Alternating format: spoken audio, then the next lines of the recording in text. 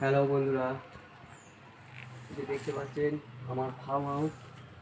আমি আগেও আমার ফার্ম হাউসের নিয়ে একটা ভিডিও করেছিলাম। আজকেও আমার কি মন গেল একটা একটা নতুন রকমের ভিডিও করার চেষ্টা করলাম।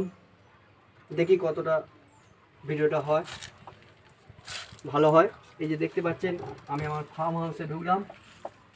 দেখতেই পাচ্ছেন অতিরিক্ত বর্ষণের জন্য, অতিরিক্ত বৃষ্টিপাতের জন্য আমার ফার্ম হাউসের দেখুন একদিকে দেওয়াল পুরো পড়ে গেছে। এই অবস্থা আমি এখনও কাজ শুরু করতে পারিনি, কিছুটা আমার সময় লাগবে। আমি এখন একটু সময় নিয়ে আমি আমার ফার্ম হাউসটা তৈরি করব নতুন করে। আপনারা এখন যেটা দেখছেন বা আগেও যেটা দেখেছেন তার থেকেও একটু ভালো করার আমি চেষ্টা করব। অতিরিক্ত বৃষ্টি একটু কমলে আমার ফার্ম হাউসের কাজ আমি শুরু করব। আমার ফার্ম হাউসে এখন আছে লেবু গাছ, দেখতেই পাচ্ছেন কত সুন্দর লেবু, বাতাবি লেবু।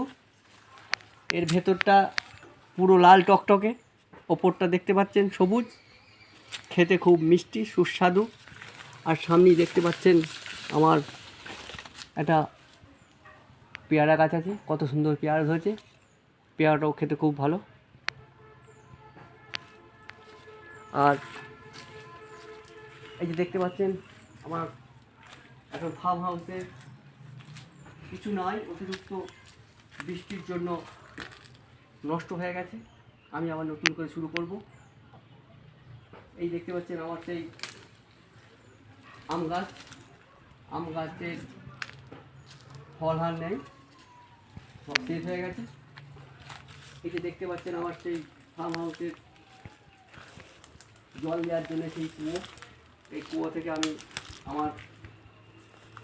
আমি যেই সব চারা গাছ তৈরি করি সেই চারা গাছে আমি জল দিই। এখন চারা গাছ কিছুটা কম আছে এবং জঙ্গল হয়ে গেছে। আমি আর 1-1.5 মাসের মধ্যেই আমি আমার কাজ শুরু করব।